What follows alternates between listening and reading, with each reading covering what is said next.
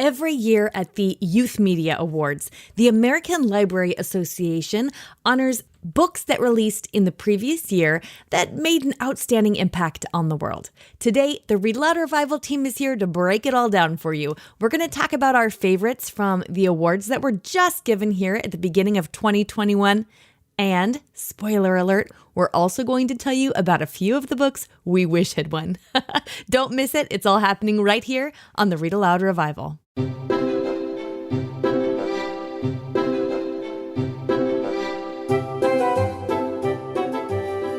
You're listening to the Read-Aloud Revival podcast. I'm your host, Sarah McKenzie, homeschooling mama of 6 and author of The Read-Aloud Family and Teaching from Rest. As parents, we're overwhelmed with a lot to do. It feels like every child needs something different. The good news is you are the best person to help your kids learn and grow, and home is the best place to fall in love with books. This podcast has been downloaded 7 million times in over 160 countries. So if you want to nurture warm relationships while also raising kids who love to read, you're in good company. We'll help your kids fall in love with books, and we'll help you fall in love with homeschooling. Let's get started.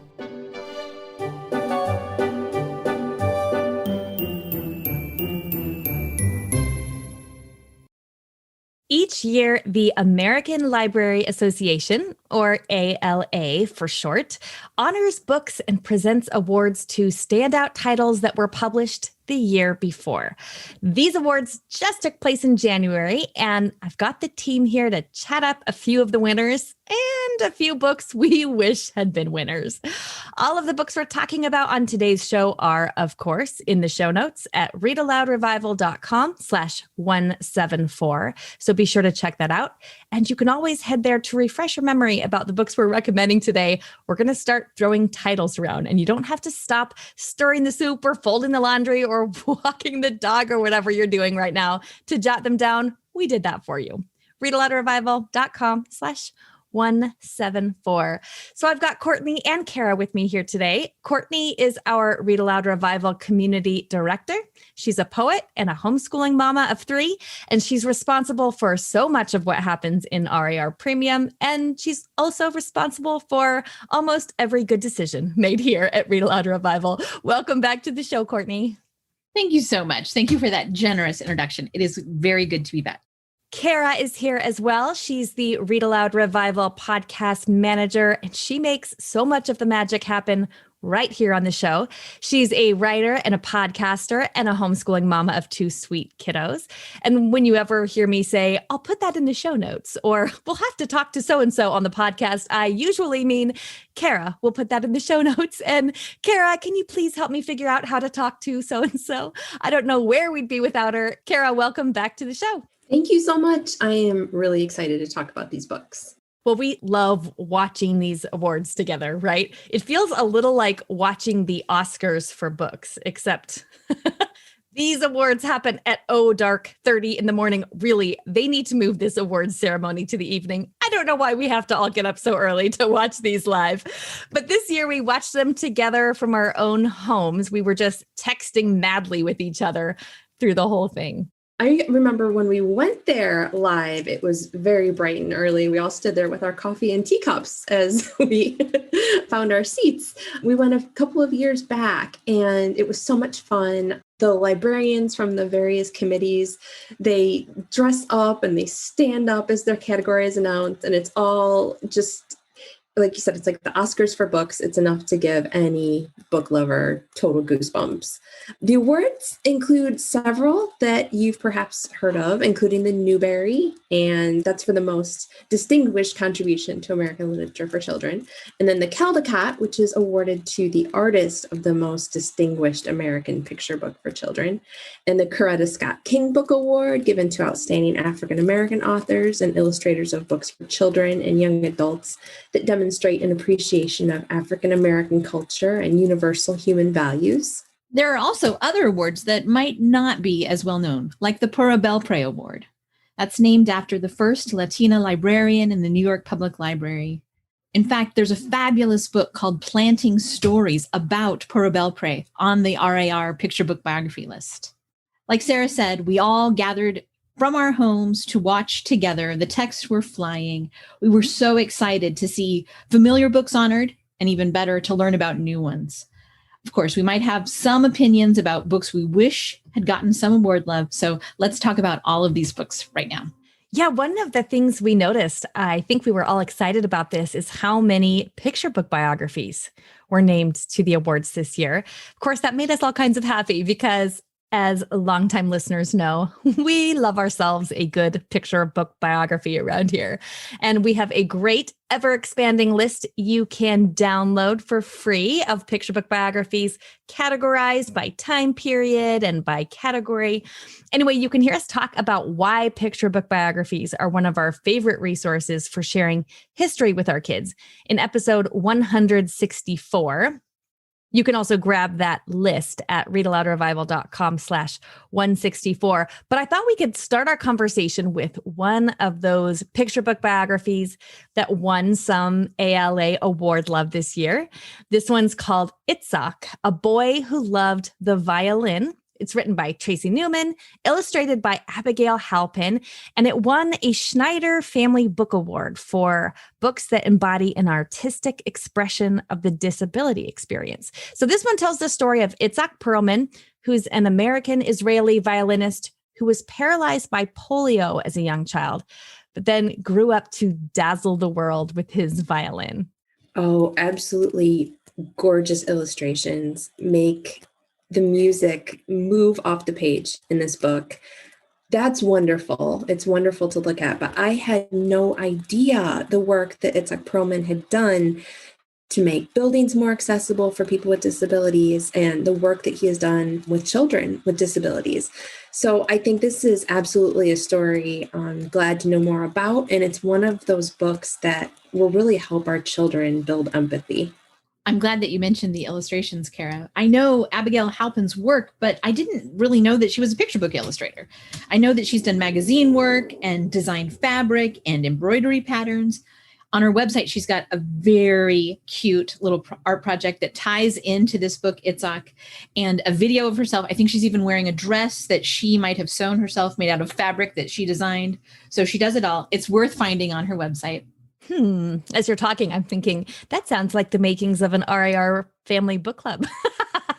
I have been a fan of Abigail for sure. I found her because she's illustrated the Anne of Green Gables chapter books that were written by Callie George. We have those on our shelves. I just love them. And I really like her illustration style. So I noticed as I read Itzhak, the use of color is just really beautiful. And it's an excellent picture book. Pretty much all around. We're going to have to add it to our list of favorite picture book biographies. We did say it was ever expanding. And we were so excited to see one of our favorite authors honored this year, Jane Yolen, who has joined us in RAR Premium before for our family book club about Owl Moon.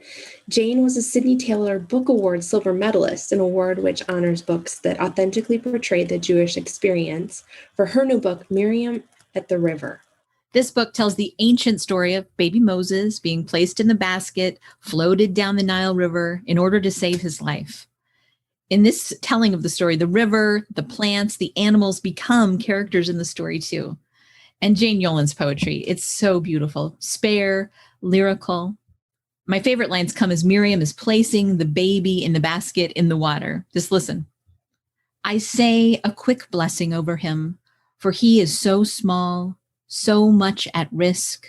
I give him a sister's kiss.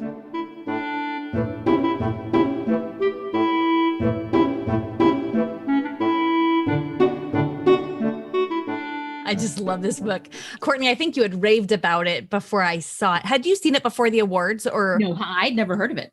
Okay. I love that. Okay. Yeah, I'm going to be permanently adding this one to our family's bookshelf. That kind of really speaks to the power of these awards because I hadn't heard of it before the awards either. It had flown totally under my radar, even with as much attention as I pay to what's coming out each year. And we all pay lots of attention to that. And of course, we're paying attention to what Jane Yolen is coming out with, who's not, right? If anyone can keep up with her anyway. But I am so happy that this book won an award because then we got to discover it. So that's kind of the power of these awards, is shining light on some books that we might not have heard of otherwise. But I agree, between Jane Yolen's really lyrical text. And then I noticed the gorgeous oranges and reds in the illustrations that they really stuck out to me. So I definitely think Miriam at the River, that's definitely one not to miss. Next, can we talk about Exquisite, the poetry and life of Gwendolyn Brooks? It's illustrated by Cosby A. Cabrera, written by Suzanne Slade, and it won the King Illustrator Honor. Now, Gwendolyn Brooks was a celebrated poet from Chicago from the middle of the 20th century, and the book as a whole is wonderful. But again, it's the illustrations that really pull me in. There's an aliveness and a vibrancy to the acrylic paintings done by Cosby A. Cabrera. When you open the book up, you see plain pink end papers next to the edge of the dust jacket. So a narrow painting of a little girl next to a wide expanse of pink. And something about that juxtaposition really struck me. It felt like this is how it feels to write a poem. Oh, wow. And like the best picture book biographies, it's got great endnotes. It's got an extensive bibliography so that instead of ending as the book closes, this story is really just beginning. I love that. I mean, like that feels like an invitation for rabbit trails, but I haven't seen this one yet, so I can't wait to get my hands on it now. Have you gotten a chance to see it, Kara? No, I haven't. I'm hoping to get to see it soon, though, because I know Courtney was a big fan of this book before it even was announced that it was an award winner, right? Yeah. So I was really happy that it got some attention. That's always fun when you're watching the awards and a book that you love shows up. I'm remembering the year before last or 2 years ago when we were at the awards and Jonathan Auxier's Sweep won in the Sydney Taylor category. And I felt like I was about to leap out of my chair. I was like, I know that book. It's like, felt like one of your friends is getting that is true. Actually, one of our friends really did get an award. I was going to say, I kind of felt like I won. Yeah, that's better. Yeah, that's more like it. That's how proud I was. Yeah. Well, that's kind of how I felt about the Catman of Aleppo that was honored, because this is a story I've been following for a long time. The Catman of Aleppo, illustrated by Yuko Shimizu, written by Irene Latham and Kareem Shamsi Basha, won a Caldecott honor for its beautiful illustrations.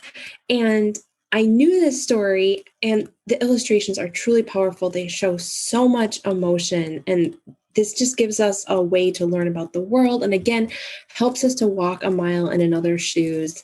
So powerfully displays the difference that one person, one heart can make in the world. Yeah. As you can imagine, there are lots of cats in this book. I can't imagine why Kara likes it then. Because there's a picture where he's surrounded by cats, and it reminds me of me every morning. Oh, But they're not generic cats. They're all waiting for food. Yeah. I mean, they are in the book too. But each cat has its own personality, you can tell. Like you can tell the really feisty ones and the ones that are hanging back. And so I like that. There's attention to the personality of all of these cats. In 2018, Kareem, one of the authors of this book, traveled back to Syria, and Irene Latham collected wordless books for him to distribute to children there. We shared this project in the Read-Aloud Revival Premium Forum, and our community had the opportunity to donate books. Okay, so Courtney, I remember that. Of course, I remember that project where we donated those wordless books, but I did not connect that this was Irene and this was Kareem, and that's amazing. That's awesome. I was happy too. I want to mention another book that Irene Latham wrote in 2020 that also features a cat. There's a ginger tomcat in the illustrations of 9, a book of nonette poems. Before I read this book, I'd never heard of a nonette. And you're a poet, so. I know. I mean, it's not hard to find things that I don't know about, but I didn't know about this. So don't feel bad if you've not ever heard of nonettes. It's just a simple poetic form of 9 lines. But each of Irene's poems are also connected to 9s thematically. So she's got a poem about the 9th president. That's one of my favorites. And one about Beethoven's 9th symphony. This is a wonderful book if your child or you feels a little intimidated by poetry. I bet that after you read this book, you might want to try your hand at writing a nonette. And you'll be surprised at how the structure can free up your creativity. If you already love poetry, then you're in for a treat because Irene is an excellent poet. Yeah, you told me to get this book, so I did, of course, because I always listen when you tell me what to do. And then I loved it so much, we decided to invite Irene to come to RAR Premium. So she's coming in April for National Poetry Month, and she's going to teach us in a Writers on Writing workshop about how to write a nonet poem using that book 9 as a guide. I'm pretty sure there might be a cello involved. I don't know. I'm really excited. It's going to be fun. I can't wait. And then, of course, now hearing you guys talk about The Catman of Aleppo, that's another book I'm sure we're going to have to add to our list of picture book biographies. Here we are rattling off some of our favorites that got mentioned, but of course, these are not even close to all of the books that won. I mean, we didn't even touch on the novels or the Newbery winners, but you can see them all and learn more about them at the American Library Association website. And we'll put a link to that in the show notes as well.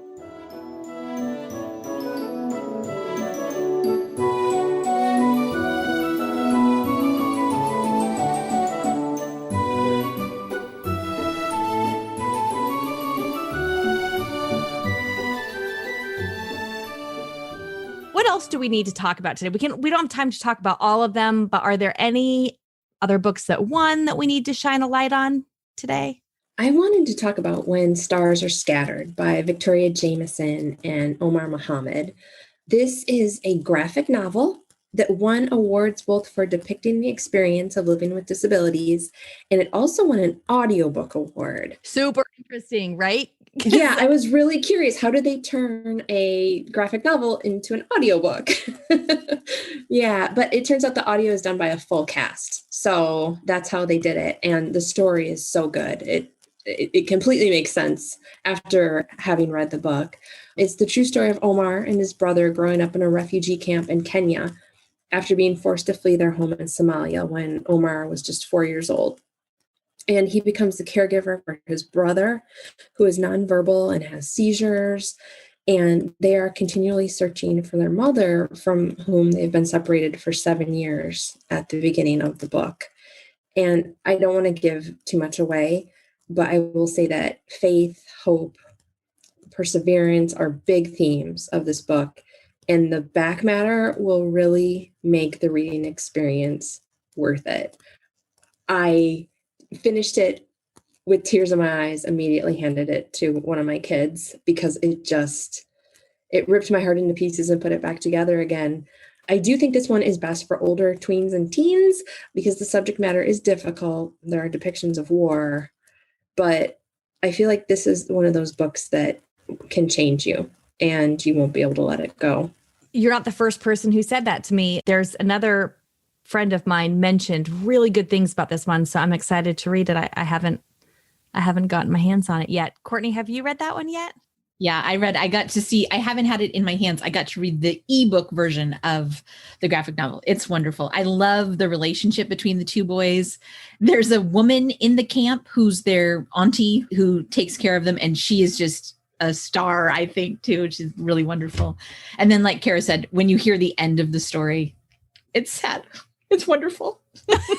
Okay, I'm going to have to move it way up high on my to be read list. I was really intrigued by the book, How We Got to the Moon by John Rocco, because it kept coming up during the awards. I haven't seen it yet. Have either of you? Yes, I was so intrigued because I felt like we kept hearing it, right? For all these different awards, it was just getting all these mentions. It turns out that recognition was absolutely well-deserved, in my opinion, because this is the kind of book that my son used to just adore.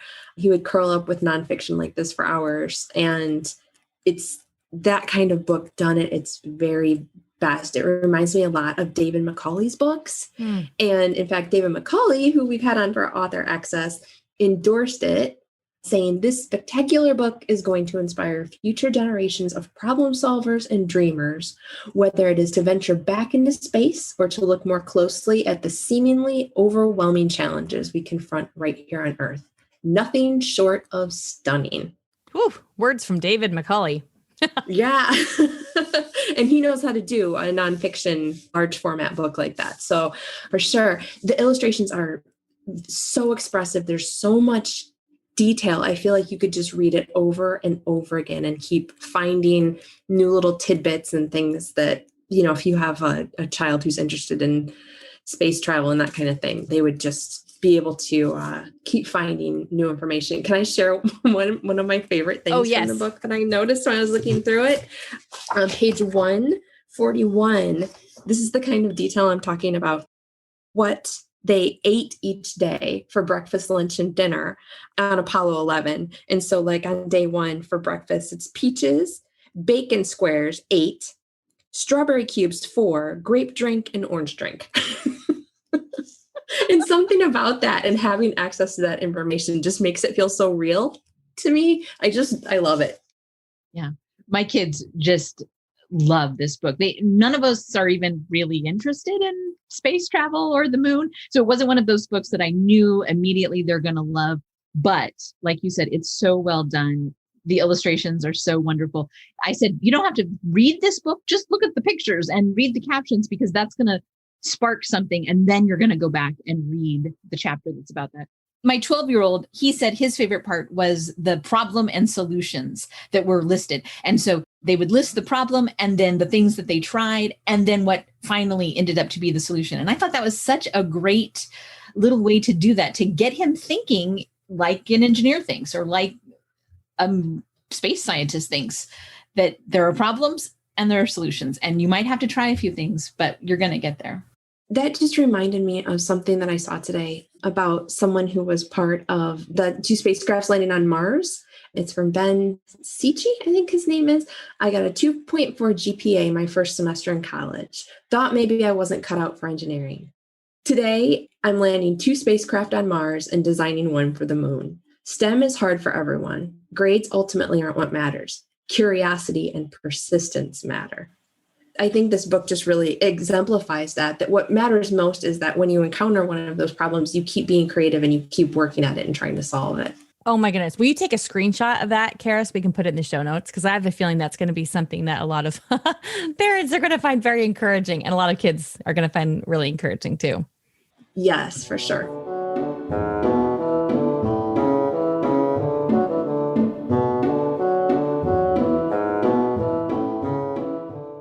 Okay, can we talk about some books that we wish would have gotten some love at the awards? I have a feeling there might be some opinions here. Who's going first, I wonder? I want to go first. I have opinions, capital O. Shocking, I'm sure. I always say, like, I kind of hate to say that a book should have won an award. Like I know better than the awards committee, but well. Okay, so One Little Bag, An Amazing Journey by Henry Cole. You guys have heard me talk about this book before. It's wordless. I get said by Henry Cole. Most of it's in black and white sketches, except for the tree at the very beginning that becomes this bag, and then the bag as it proceeds through its very long journey, impacting a boy's life as he grows. Anyway, I talked about it in our episode on wordless books, episode 170. But I mean, I'm just going to assume the Caldecott Committee didn't get a good look at it, because this one should have won some Caldecott love. I mean, the storytelling alone that happens in just the illustrations with no words makes it stand head and shoulders above so many of the other books that were published this year. So I really think it deserved a little attention. Listeners, if you haven't gotten your hands on it yet, get your hands on that one. One Little Bag, An Amazing Journey. And then you can agree with me and realize my opinions are founded. They're not crazy. And then another one I would have loved to see acknowledged is Your Place in the Universe by Jason Chin. Have either of you seen this one yet? I haven't. I'm number 512 on the wait list, so I might have to buy it. Let's hear your review. Okay, are you ready for this? Get your buy whatever, wherever you're going to go buy it. Just open that window while I'm talking, because Jason has been at Read-Aloud Revival before, because we did his book 9 Months, which was written by Miranda Paul. He illustrated it. We did that for a family book club not too long ago, but I'm really surprised this one, Your Place in the Universe, didn't get some love at the awards. His illustrations are so gorgeous, and the premise of the book is really excellent. So I can see this being a kid favorite for sure. Basically, at the beginning of the book, he starts from the perspective of an 8-year-old child. There's, I think, 4 8-year-olds at the beginning who are about 5 times as tall, he says, as the book you are holding as you read. And then there's this illustration showing that 5 books, the book that you're reading with the cover, your place in the universe, stacked up one on top of each other with their covers face out, are about as tall as those 8-year-old kids. And then you turn the page, and those 5 books are only half as tall as an ostrich, who are the tallest birds in the world. And then, of course, there's an illustration showing how tall an ostrich is compared to the books and compared to the kids. And then he just keeps going from there. You turn the page, and now you're comparing the ostrich to a giraffe. You keep going, and you're comparing ranges. And he does this all one step at a time. The illustrations really giving you an unbelievable perspective, I think, on the vastness of size until you get to the edge of the universe. How big is the universe really? And I haven't seen a book that really paints this picture of how big it's hard to do, right? You're looking at like a 10 by 10 or 9 by 11 book or however big it is. I mean, how can it really paint this picture of how big the universe is? But he does it. And then there are these descriptions at the bottom of the pages that tell you little facts like how high Mount Everest really is and what that is like compared to the tallest buildings in the world. Because you know how when you read a description that says this mountain is such and such meters or that such and such feet high, and that feels like, okay, I mean, I couldn't tell you how many feet I am away from my door right now. So it's really hard for me to know what that actually means on scale. So he compares, for example, Mount Everest to the Empire State Building, or to the tallest building in the world. And then he talks about the difference between miles and feet and inches and light years. And talking about the book just makes me love it even more. So that's my vote. I think One Little Bag by Henry Cole and Your Place in the Universe by Jason Chin should have won something. And I shall step down from my soapbox for a minute. It almost feels like we should add that one maybe to the math books picture list. I think we probably should. I think you're right. Ooh. I love that it's based on the book that's in your hand. Because like you said, distances and miles and feet, you can get abstract very quickly, but you're actually holding the tangible thing in your hand and can imagine it stacked up. And so that's a really great way to do that. Yeah. I've never seen anything like it. Such a creative idea. So my nominee for book that I just wanted to win something is The Oldest Student. I know not every book are our personal favorites, the ones that touch us, like not everyone can win, but this one is by Rita Lorraine Hubbard and illustrated by Oge Mora, who has been here at Read-Aloud Revival. And it's just so touching and beautifully done. And I just wish it would have been recognized because I think it's one that we should all read. I want everyone to know Mary Walker's inspiring stories. So this one wins the Kara Award for books that I want you to check out at your library. And that's not a real thing, but please just picture me standing up like the librarians who serve at the committees at the ALA Awards, okay? Pretty sure we need our own RAR Awards committee at this point. I told y'all we have some opinions with the capital O. Court, what about you? What did you wish had gotten some love at the awards? I nominate A Long Road on a Short Day by Gary Schmidt and Elizabeth Stickney. It's illustrated by Eugene Yelchin. Yes, I loved this book too. It's so good. This is a story of a father and son who head out adventuring on a snowy winter day. The boy dresses warm, puts a few apples in his pockets because they're going to be traveling a long road on a short day. This isn't a picture book, so I don't exactly know where it would go in the awards. I don't know what to call it. It's 50 pages long. It has chapters, but they're short, and there's full page illustrations. It's perfect. That's what we can call it. We're going to call it a perfect book. You told me to read this book not that long ago. And honestly, it's a Gary Schmidt book. So it's not like you had to twist my arm. I mean, Gary Schmidt writes some of my absolute all-time favorites. But so I read it and I absolutely adored it. It's a new family favorite, I think. I agree. It should have won something. Yeah, we read it one day during Advent. We read a single chapter in a sitting, and then we read throughout the day and finished the book.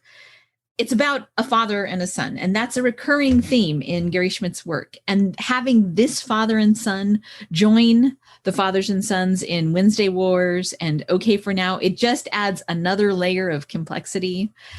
A Long Road on a Short Day. It's a story that feels like Oxcart Man to me. Oxcart Man by Donald Hall.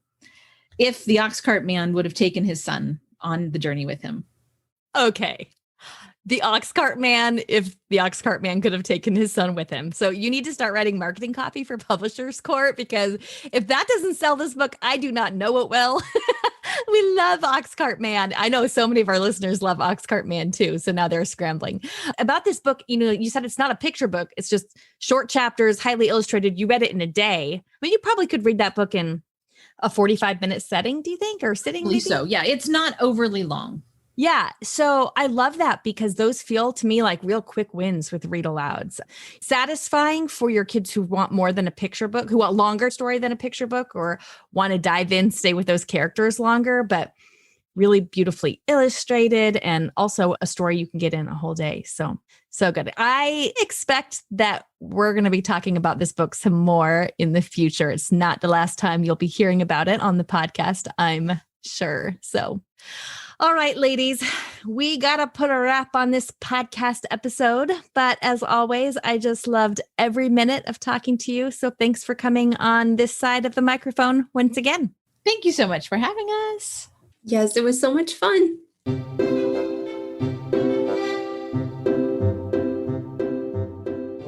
Now it's time to hear from the kids. They'll tell us about the books they've been loving lately.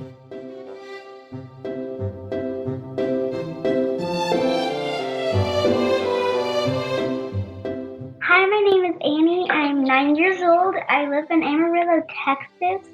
My favorite book is Rotten Richie and the Ultimate Stare. I like by Patricia Polacca. I like it because he goes to his sister's ballet.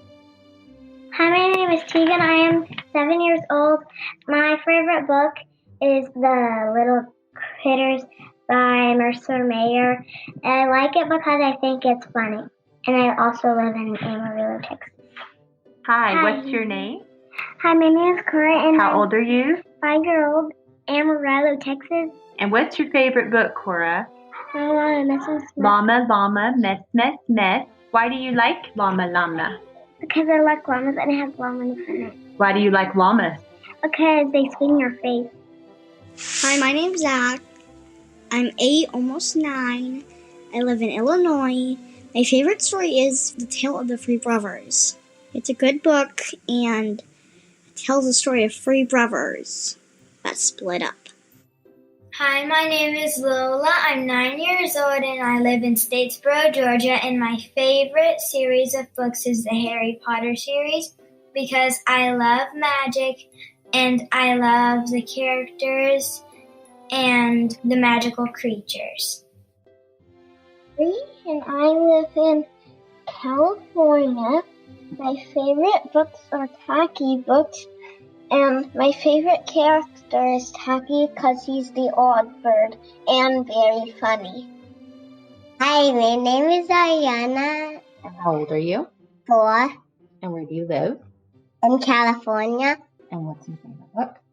The Gingerbread Man, Why is it your favorite? because she's rising and she puts the string from her hair, and then she pulls it back to the people, and then she said, I could bake you some more. I'm the gingerbread girl. What's your name? Heidi, and 2, And what's your favorite book? that is fun. The Oops one? How does it go? Okay. Blue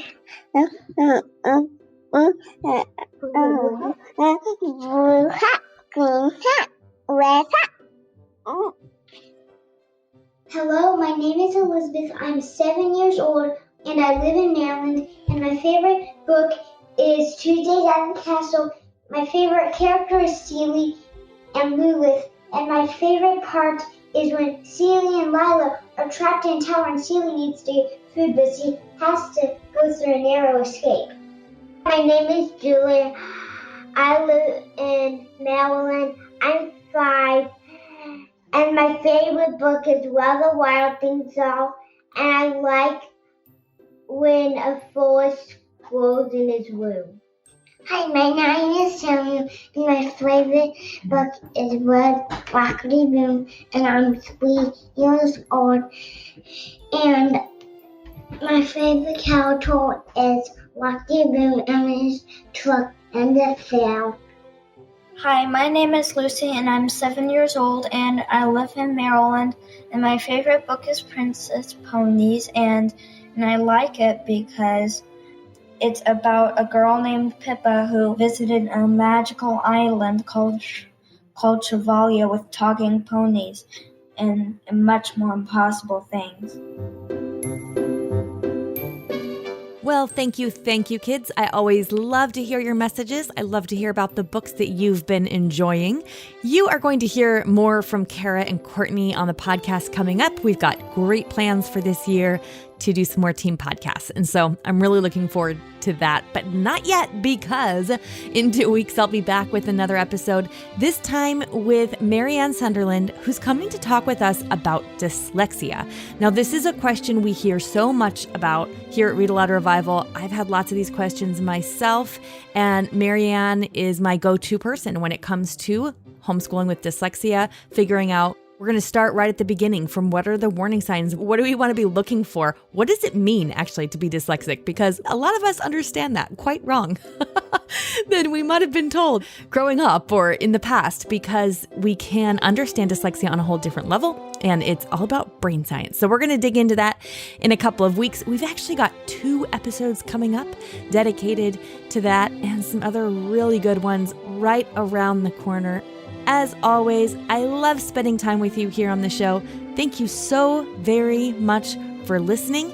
If you want to get a personalized book recommendation, you want to know what should I read aloud next, go to readaloudrevival.com and click that button on the homepage to take the quiz. It'll take you about 2 minutes to answer a couple of questions really quick about how old your kids are, whether you're looking for a fat book or a quick win, and what you're in the mood for. And then I will give you a personalized book recommendation based on your answers. It takes about 2 minutes and you'll have a book recommendation just for you. That's at readaloudrevival.com. That's it for me today. I'll be back in a couple weeks. Can't wait, but you know what to do in the meantime. Go make meaningful and lasting connections with your kids through books.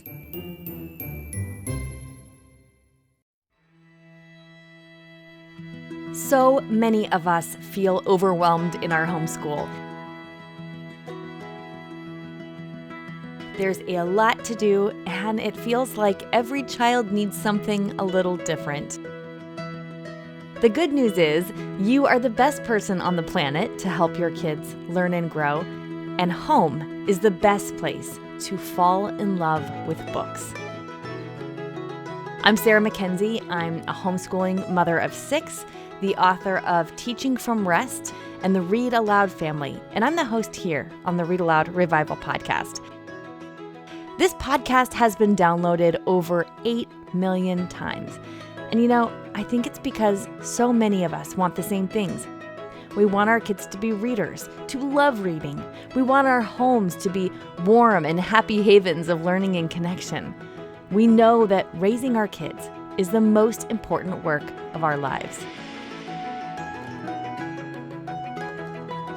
That's kind of overwhelming, right? You are not alone. In Read-Aloud Revival Premium, we offer family book clubs, a vibrant community, and Circle with Sarah, coaching for you, the homeschooling mom, so you can teach from rest, homeschool with confidence, and raise kids who love to read. Our family book clubs are a game changer for your kids' relationship with books. We provide you with a family book club guide and an opportunity for your kids to meet the author or illustrator live on screen. So all you have to do is get the book, read it with your kids, and make those meaningful and lasting connections. They work for all ages, from your youngest kids to your teens. Every month, our community also gathers online for a Circle with Sarah to get ideas and encouragement around creating the homeschooling life you crave. They're the most effective way I know to teach from rest and build a homeschool life you love.